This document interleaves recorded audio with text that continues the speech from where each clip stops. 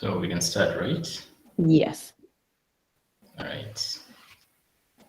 Hello, everyone, and thank you for joining us for week 6 of Concentrator Talk, brought to you by the Oxygen Alliance. My name is Mwai Lungu, and I'm currently in Lilongwe, Malawi, so I'm pleased to be hosting the Concentrator Talk today.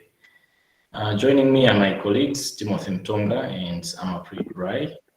We'll be here every week at this time to answer your questions about concentrators and concentrator repairs. And remember that you can always send the questions to us by email at info@oxygenalliance.org, and we'll do our best to respond to them during our next concentrator talk session. So if you have any questions during the session that you would like to ask, or any comments that you want to add in, you can just type them into the chat, and then we'll do our best to respond to them. So just a reminder to everyone that we ask you to keep your video turned off and your microphones muted unless you're asking questions, just to preserve our bandwidth. So joining us with me today again, several technicians. So we have Paulina Mohosho joining us from Johannesburg, South Africa. We have Kowinda Singh joining us from Chandigarh, India. Georgie Kwanga, Teto Sinjani, Sharon Gozo, and Francis Sambani joining from Lilongwe, Malawi. So just like we did last week, we also have the topic of general interest, and today we'll be talking about leak tests and how to fix leakages in an oxygen concentrator. So we also have arranged some few polls at the end of some of the questions, so please attend to them. For those who don't know where to find the pause menu, if you go to your bottom right, that is if you're using your laptop, if you go to the bottom right of your screen, you press the activities menu, the menu will pop up, and then from there you should be able to see the pause option. If you are using your mobile phone, just hit your menu option, and then from there you'll be able to see the activities button, and if you click on that, you should be able to see the pause menu. So if you haven't submitted your contact details with us yet, please do so in the chat. So paste your email address and please let us know where you are joining us from. So as usual, I will read out the questions and ask one of our technicians to respond. And I will also paste the questions in the chat. So in case you didn't get the question clearly, you can always refer to the chat. Right, so moving on to our questions now. So our first question says, I am working on an AirSep Elite oxygen concentrator. It is showing a low pressure alarm indicator and was giving out low purity oxygen. I have serviced the compressor and refilled the sieve beds. The oxygen purity has improved from 33% and now is oscillating between 89 and 85%. What may be the problem and how can I resolve it? So I'll ask Georgie Kwanga to please answer this question. Thank you, Maui. Each sieve bed sends its oxygen into the product tank. As air flow switches between the two sieve beds, there are fluctuations in the oxygen purity that occur. The product tank allows for oxygen from both the sieve beds to mix inside it, which helps to maintain the steady oxygen purity level of the oxygen being produced by the concentrator before it is delivered to the patient. In addition to this, it also acts as a buffer as any pressure differences between the sieve beds. However, the product tank cannot compensate for the large differences in purity between the two sieve beds. Your scenario might mean that the purity of oxygen from one of the sieve beds is significantly lower than the other. A common source of this behavior for refill sieve beds is if there's an equal amount of molecular sieve material in the two sieve beds. It is therefore important to ensure that every time you are refilling the sieve beds, there are an equal amount of molecular sieve in the two beds, as an equal amount of the molecular sieve will lead to one bed purifying less oxygen. And another cause of this fluctuation might be that one of the spigots is losing oxygen through leaks. So you need to check for the leakages along the pathways of the both seabeds, starting from the valve block to the product tank. And resolving leaks by checking and replacing the broken pipes or tightly fitting the pipes using the cable ties where necessary.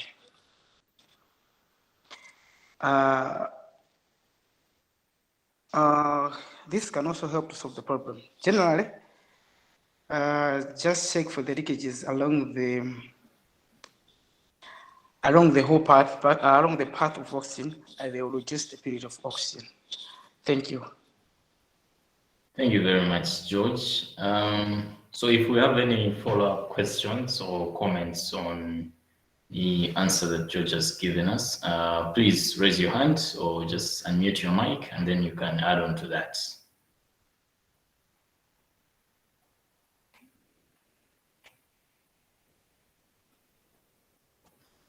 All right, so if we have no further comments on that, we'll move on to our second question.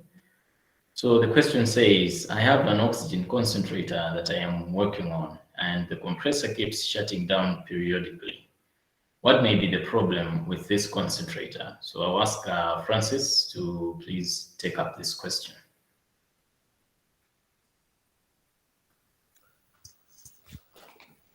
Thank you, Maui. So the probable cause for this problem is either an overheating compressor or a cold compressor. Air compressors need a normal working temperature range around them to function properly. For example, the Thomas 2660 and 2669 need a working temperature range of about 10 to 40 degrees Celsius for them to work properly. If the temperature around that compressor falls too low or too high or goes too high, then it will cause problems for the compressor. So for you to solve this problem, there are multiple things that you need to work on. Firstly, you can check on the cooling fan by simply inspecting it if it is rotating or not. And if the fan is not rotating, you check that the fan is getting the right voltage as indicated on the stick of the fan, as every fan will have a sticker on it. So it might either be DC voltage or AC voltage. So you check with a digital multimeter. And if there's no voltage, check for loose connections around the two connecting wires going to the fan and solder any loose connections, sealing any exposed wires with a heat shrink tubing or an insulation tape. But then if you're not getting any voltage readings directly on the PCB where the fan is connected, where the connecting wires for the fan are, you should replace the control board.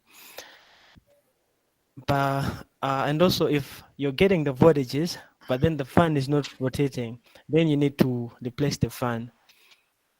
Okay, so that's one way you can solve that problem.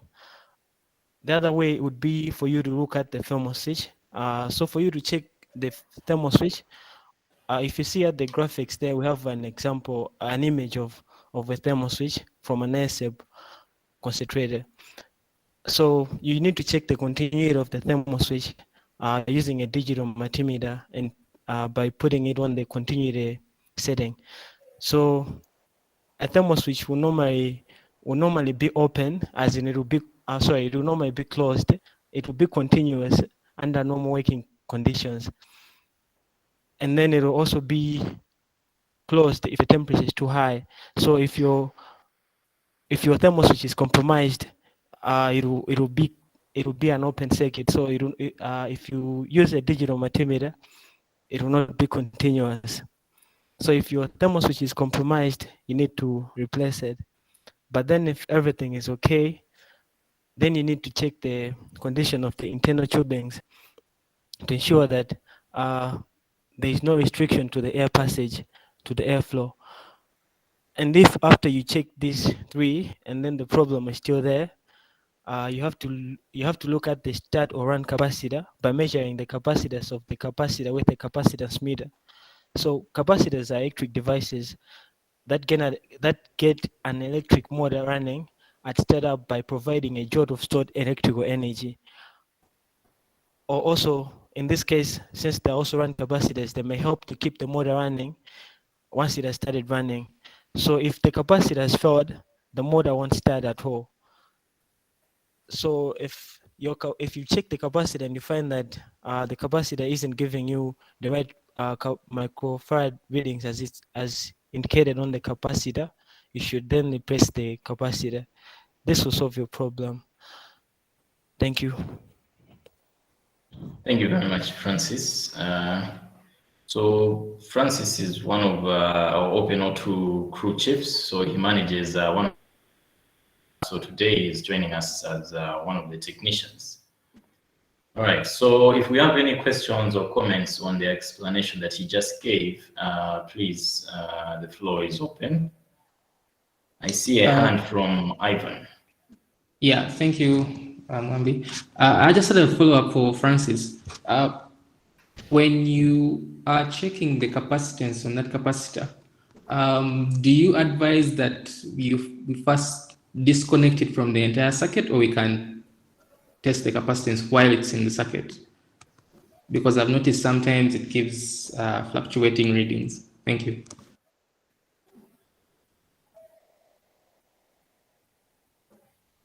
So I wouldn't advise you checking it while it is connected in the circuit. I think you disconnect it from the circuit and then you check the capacitance. Got it. Thank you. All right. Great. So if we have anything to add on to that from the other technicians, I think you can also add on to that. If not, we'll move on to our third question of the day. So the question says, I am working on a DeVilbiss 525 oxygen concentrator. When I plug it into the main socket, the reset switch on the concentrator trips and the concentrator does not run. How do I deal with such a problem? So I'll ask Sharon to please take this one up. Thank you, Maui. Okay, so usually when the reset button trips, it is because you have poor means quality or a faulty reset button. So there are a number of things that you have to do to solve your problem. So firstly, you have to check the quality of the mains power if it is up to standard as given by your local electricity supplier with a digital multimeter. Secondly, check all internal electrical connections to make sure that you don't have any short circuits. Then you have to check the compressor's electrical integrity. A simple test would be to replace the compressor with a working compressor and see if the reset switch trips or not. Then, if all the things I've mentioned above seem to be okay, then you have to check your control board electrical integrity by disconnecting the mains power and removing the control board from the concentrator, then looking for any short circuits on the control board using a digital multimeter. And if you have checked them all and they're working perfectly, then you have to check the reset button's electrical integrity by replacing it with a working reset switch and checking if the problem persists or not. Thank you. Thank you very much, Sharon. So if we have any follow-up questions from the audience or any extra comments from the other technicians, please, you can come in and add on to that. So while we're waiting for the extra questions and comments, Amapri, can you please open our first poll of the day? Yes, our first poll question is, have you ever been in a situation where the reset switch of your oxygen concentrator would trip when you switch the concentrator on? So we'll give it a few seconds for people to answer that poll. Moawi, if you would just want to remind people where to answer that. Yes, so if you are using your PC, you go to the bottom right of your screen, you find an activities button there. If you click on that, you will see the pause menu in the window that opens. If you're using a mobile phone, then you click on your menu options, and that will expand the window which will have the activities button there. So you click on the activities button and you should be able to find the pause menu there.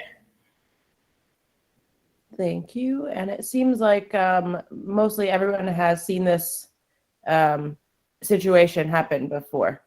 So a good question. All right, thank you very much. All right, so moving on to our next question now. So the question says, whenever I turn on a DeVilbiss 515 5-liter concentrator, every few seconds the relief valve pops. I removed the covers and checked for blockages in the sieve beds, and there were no blockages. How do I solve this problem? So I'll ask Paulina to take this one up. Thank you, Mwabi. So when you have a problem whereby the relief valve pops, the first thing that you would want to do is to check the blockages in the pipes and the sieve beds. But since this has been done already, the next thing to look at is the relief valve itself. So the relief valves used in oxygen concentrator compressors uses a spring-loaded mechanism, which consists of a spring, a disc seal, and a valve. So under normal operating pressure, the disc seal is moved up by the system pressure against the spring, which is holding the valve closed. If the compressed air force exceeds the force exerted by the spring, the valve disc is lifted off the valve seat and it releases excess air.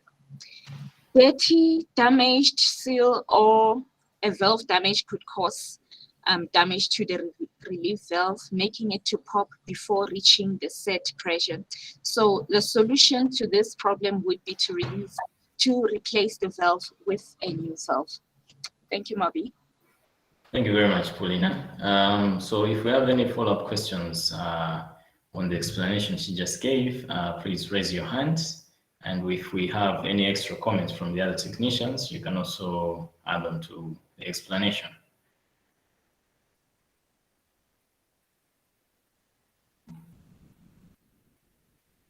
Right, it seems we don't have questions. So Amapri, can you please open up our second poll of the day? Yes, so our second poll is, have you ever changed a relief valve?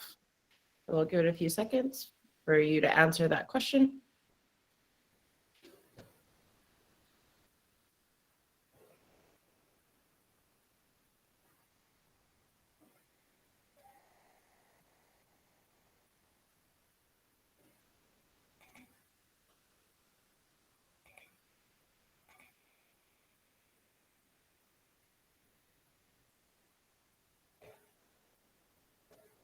Okay, it looks like most people have changed a relief valve. All right. Okay, thank you very much, Amapreet. So moving on to our next question now. So the question says, I have a DeVilbiss 525 concentrator.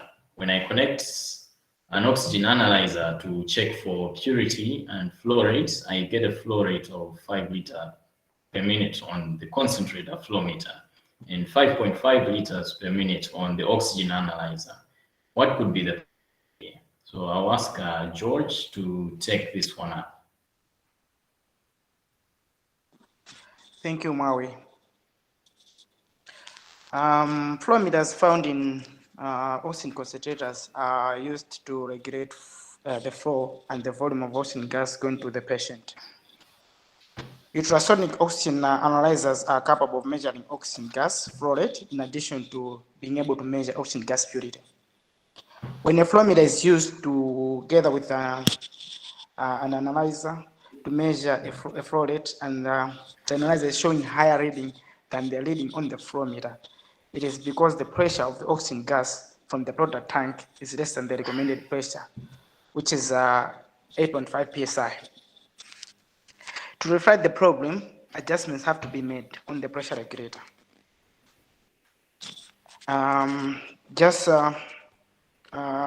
basic about a pressure regulator is a device designed to maintain outlet oxygen gas pressure to a desirable value, which is often mounted on the product tank.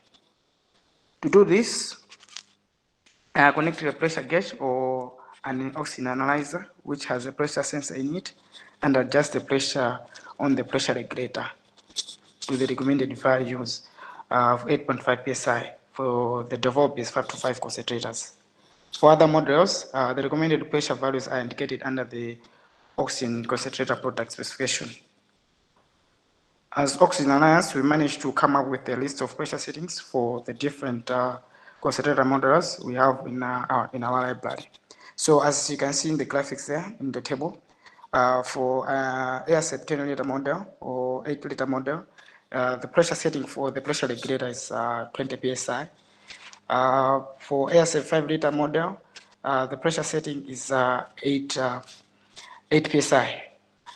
For the Developis 515 and Developis 525, the pressure setting is 8.5 psi.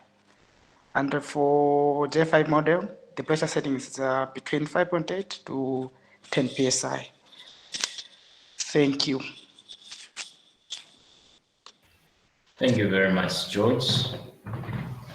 So if we have any questions or comments on the explanation that he just gave, please raise your hand, or you can just unmute your mic and then add on to that.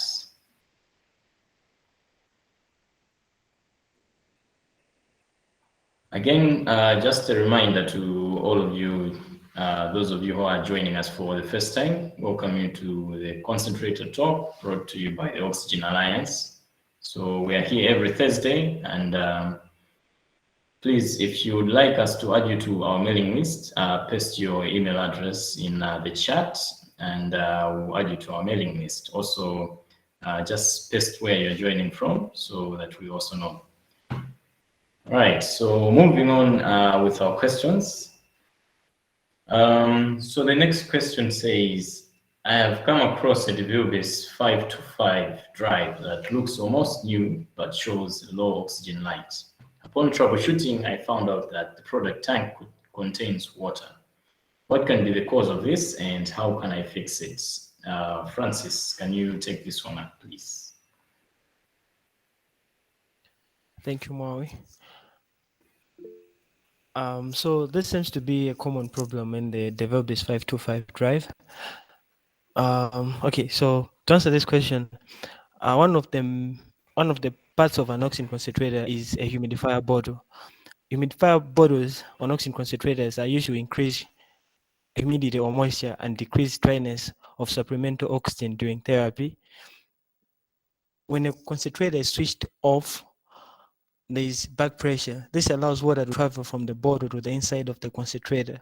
Some concentrators have one-way valves between them and between the patient's outlet and the flow meter, while others don't. This one-way valve prevents the backward flow of water and air. If the concentrator doesn't have this one-way valve, water flows into the concentrator and it accumulates in the product tank and can even get to the sieve beds, affecting the performance of zeolite. So for you to fix your concentrator, firstly, you have to drain the water in the product tank and dry any water droplets in the pipes. And if the water reached the sieve beds, to refill the bed as zeolite in the bed was exposed to moisture, which affects its performance. And you should also add a one-way valve between the flow meter and the patient's outlet to prevent water from entering the tank again. So that's how you can solve this problem, and thank you. Thank you very much, Francis. Sorry.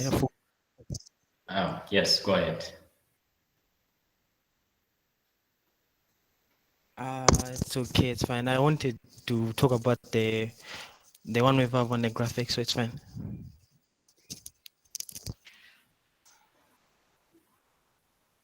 All right, so if we have any further questions or comments on the explanation that Francis just gave us, please raise your hand or unmute your mic and then you can ask the question. So just a reminder to all of us that if you have a question, please just paste it in the chat, and then if it's something that we can answer right now, we'll attend to it. If not, then we'll attend to the question in our next concentrator talk. All right, so Amapri, can you please open up our next poll? Yes, so our poll question is, have you ever found water in a product tank when fixing or troubleshooting a concentrator? And just a reminder, because I think there are some new joinees, Moawi, do you want to just talk about where to get the poll questions? Yes, so if you are joining us from your mobile phone, hit the options menu button and that will expand a window. Once you get to that window, you should find an activities button there. You click on that and you will be able to see the pause menu from there. If you are using a computer, if you go to the bottom right of your screen, you click on the activities menu and you should be able to see the pause menu from there. Thank you, Moawi. Thank you. So it seems like this is 50-50. Half of us have seen this situation before and half have not. Great. All right, so we'll take a short pause from our question and then we'll move on to our topic of interest for the day. And Mteto will be taking us through how to test and fix leakages. So Mteto, it's your time now. All right, thanks, Maui. I hope you can hear me loud and clear. Yes, clearly. Good. Okay, so thanks everyone. So right now, I'm gonna talk about how to perform leakage tests and how to fix them. So just a basic introduction to those who are not familiar about leakages. So a leakage is an accidental escape of air through a hole or a crack. So leakages affect the performance of an oxygen concentrator and it affects in different ways. So when you have leakage in a concentrator, you're gonna see pressure fluctuations, you're gonna see flow meter bore fluctuations, as well as oxygen purity fluctuations. So in order for you to perform a test of leakage, you will need to have the concentrator running, and when the concentrator is running, you have all the pressures active. So one of the common ways and the cheapest way or the local way to test leakages is to use the liquid dishwash soap. So you can use this liquid dishwash soap or anything that is equivalent. Of course, there are other test liquids, but they are costly. But for if you use the liquid dishwash, it costs very less.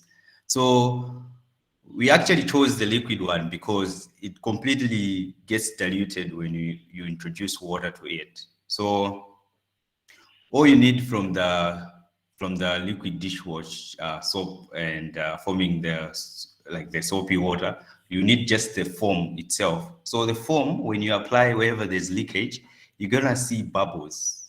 Yeah.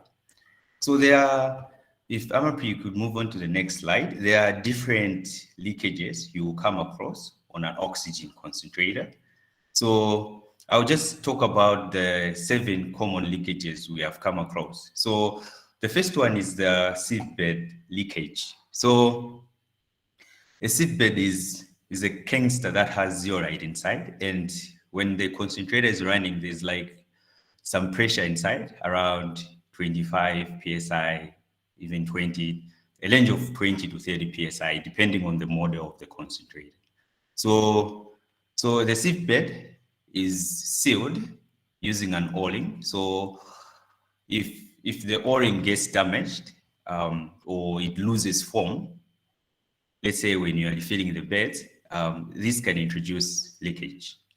So remember that you have the concentrator running. So for you to test leakage on a sieve bed, all you need to do is you need to apply the foam around the caps, the end caps of the seedbed. As you can see on the graphics there, there's like an ASF seedbed and the J5 seedbed. So all of them have like the top and the bottom end caps. So you need to apply the second areas, the soap form. So normally when you have leakage, you're gonna see bubbles.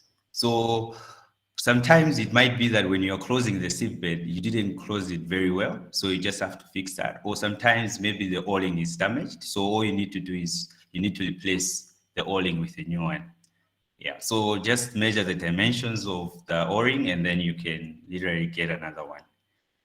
So to the next slide, the second type of leakage is solenoid valve block leakage. So I hope people are familiar with this solenoid valve. So this is from the DevOps, the old DevOps 515 concentrator. So as we all know, DevOps was using, started using rotary valves as an upgrade. So they no longer use this, even if you see in the 525 concentrators.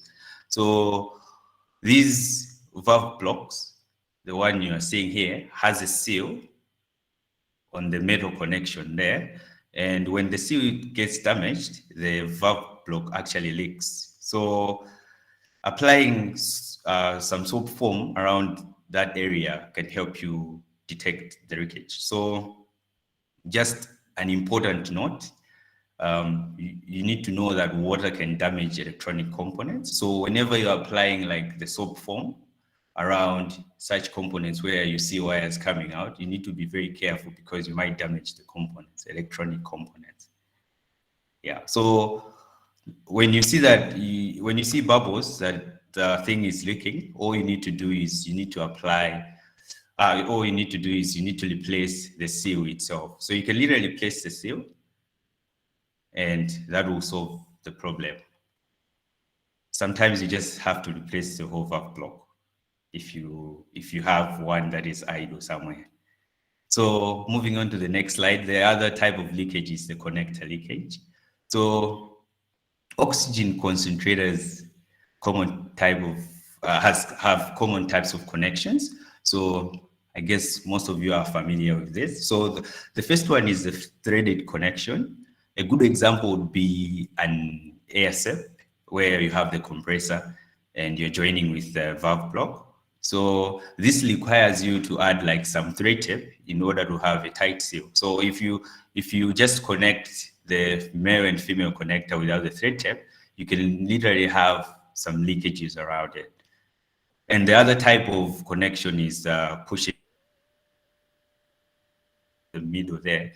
All you need to do is you need to insert a pipe and the clip inside the fitting locks the pipe, providing a tight seal. So sometimes you might find that maybe you got a long pipe in terms of diameter, or the mechanism is damaged. So you literally get some leakages there. So another type of connection is the hose and hose clip fitting. So as you can see there, you have a black hose and there are like 2 hose clips. So the hose clips help you to like literally create a seal there. But most of the times when you try screwing and unscrewing the clips, they lose grip. And when they lose grip, some leakage can be introduced. The other type of connector is the T-joins, the Y connectors. But these ones come, when you use them, you normally use them with tie-ups. Others call them cable ties, whichever way you prefer. But normally when you connect the pipes to these connectors without the tie-ups, you can literally introduce leakages. Yeah. So speaking about like the connector leakage, all you need to do in order to detect leakage on these, you need to apply the soap foam around those areas. That will enable you to literally see where there's a leakage. Yeah. So for you to solve the problem, all you need to do is maybe you need to get the right the thread tape, or you're gonna get the push-in fitting, a new push-in fitting and new cable ties. or new hose clips. So that will literally seal the leakage itself. Yeah. Moving on to the next one. The type is known as tubing leakage. So tubes in oxygen concentrators are very soft and can easily get pierced with sharp materials.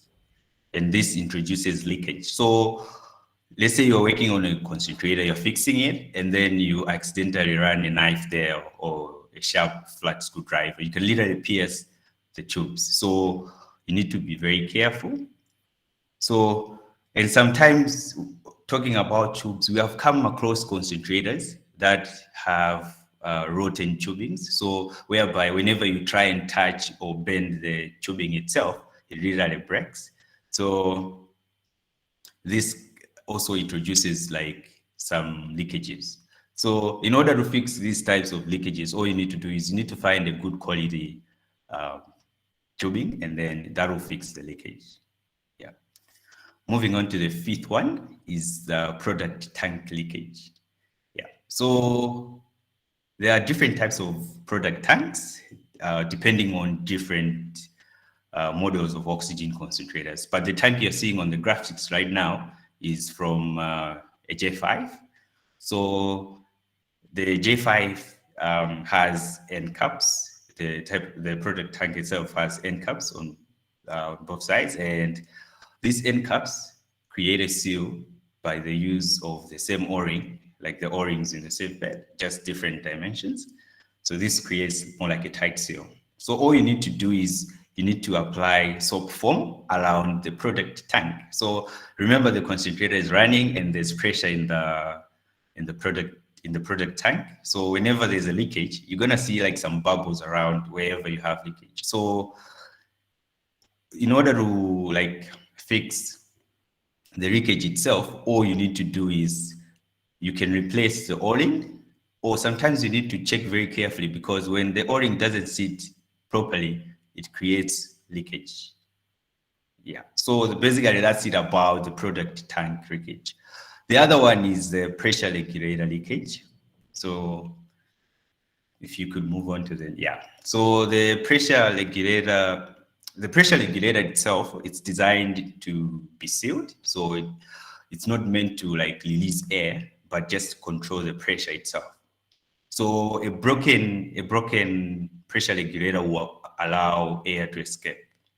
So like applying soap foam around the pressure regulator, like on the top, the sides, will help you detect if there's leakage on the pressure regulator. So on the pressure regulator, there are two areas where you can literally see the leakage, mostly where you're connecting to the product tank, because it also has like some threads there.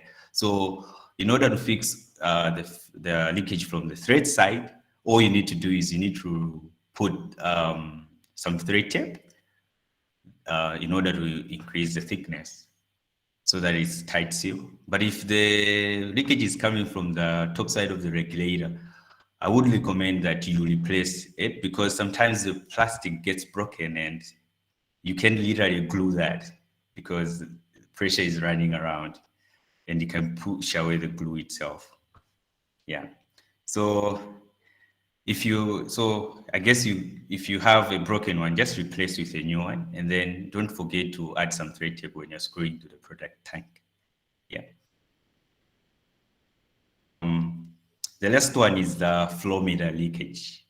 So if a clogged flow meter has a very high potential of air leakage. So most of the times we have come across some concentrators whereby you can literally see clocks around, but some clocks are not visible. So like for most models of flow meters have an O-ring on the knob connection and the main flow meter on the knob connection to the main flow meter and to the outlet, as well as to the inlet, as you can see on the graphics there. So when the O-ring gets damaged, mostly it gets damaged over time because you're literally twisting around the knob, and sometimes you literally proceed from twisting the knob to the nut itself. So you can literally damage the O-ring inside. So when the O-ring is damaged, it literally introduces leakage. So all you need to do is you need to apply the soap foam around these areas that I circled, and see if you get some bubbles. If you don't get some bubbles, then that means you're in good shape.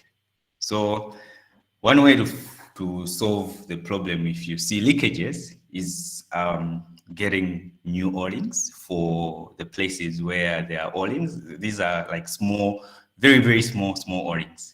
And if you have a cracked flow meter, the best solution is to just buy a new flow meter, because you don't want to be gluing the flow meter itself. Yeah, that's it. Thank you, Maui. All right, thank you very much, Mteto, for that presentation. So if we have any questions, please, you can come in. I see we have a hand from George. I have a question from Teto. I saw in Developers 525 manual, Sieve's manual, where they advised against using any liquid such as soap water around rotary valve and PCB. What can you say about that? Yeah, so on the Developers 525, they remember I said this is like the iteration of the Developers company. They moved away from the solenoid valve to the rotary valve. So if you remember very well in the presentation, I didn't advise you to literally put some soapy water on the rotary valve, but on the solenoid valve block for the odd ones. So for this one, because the manual says that you shouldn't apply some soapy water around there, I would advise you that you don't apply the soapy water there. I hope that answers your question, George. Yeah, thanks. Great. Do we have any other further questions or comments on the explanation that Teto just gave us?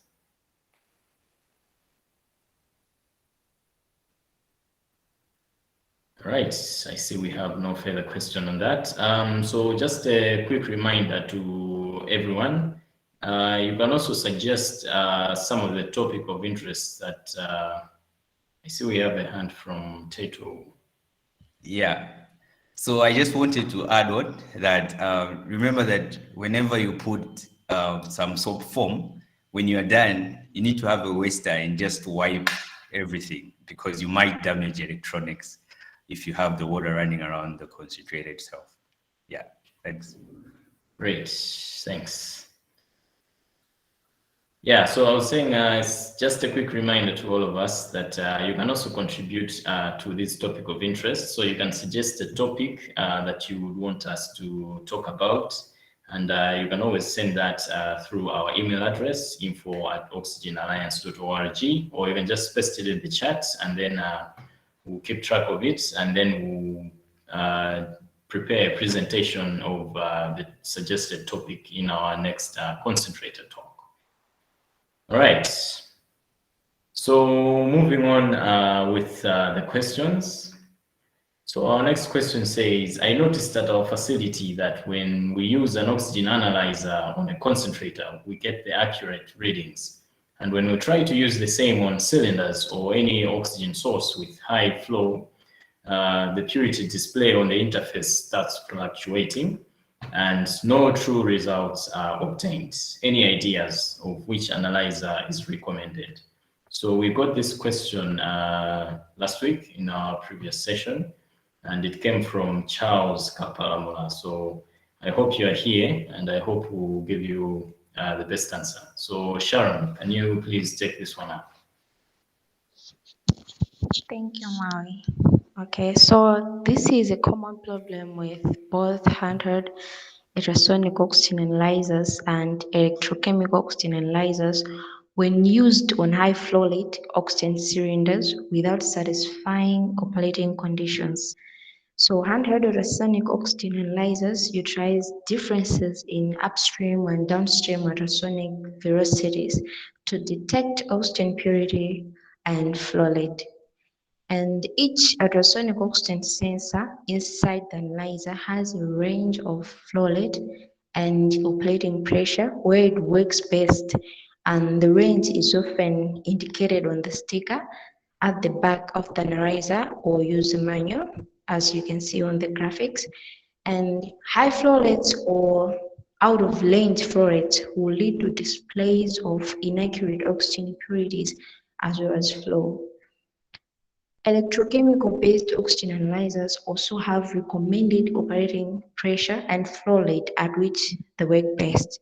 So in your scenario, having a pressure regulator set at the recommended patient output pressure and a flow meter to regulate the flow rate would help get accurate purity readings from the analyzer. Thank you. Thank you very much, Sharon, for that explanation. So if we have any questions or comments from the audience, please add on to that. Yes, I'm free.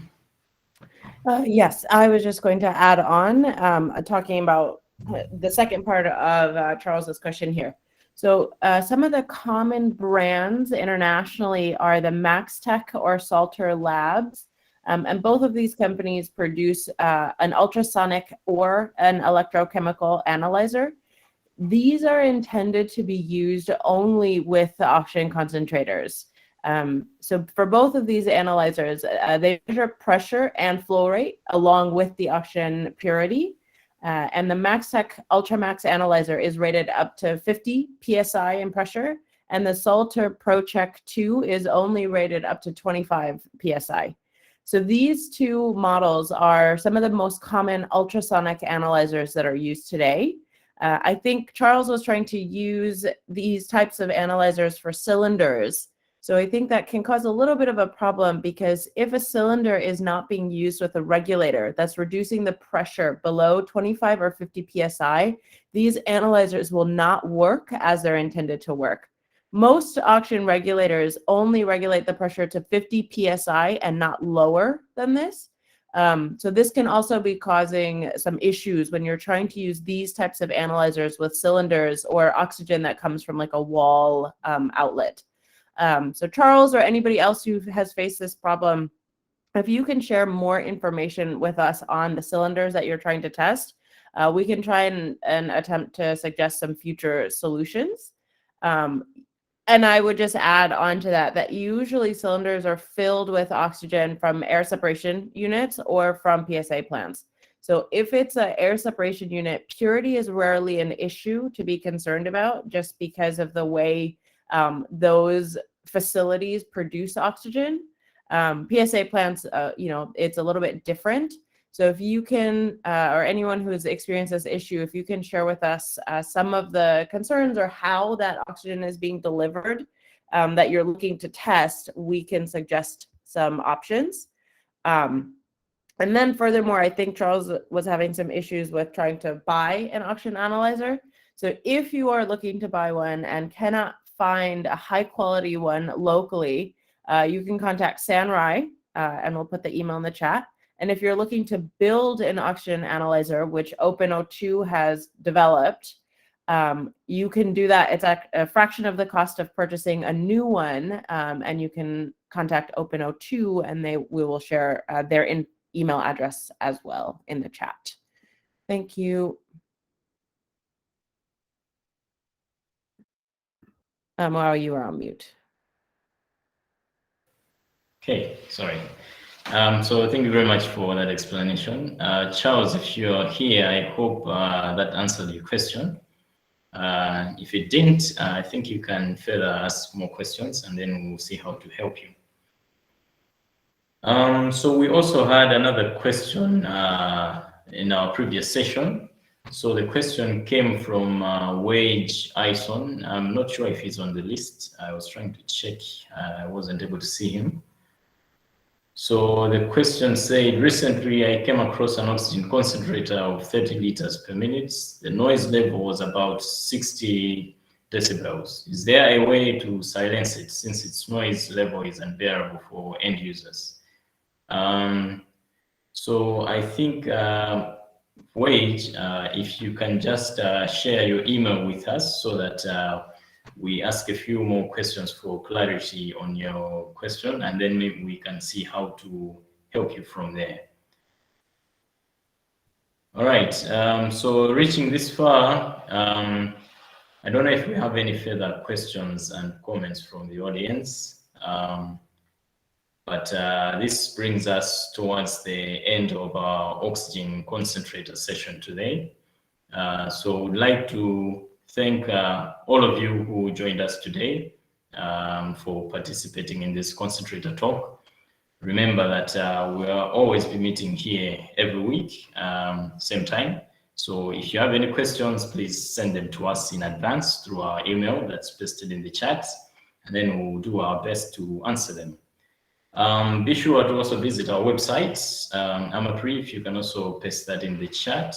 So we have, you can learn more about us from our websites, www.oxygenalliance.org.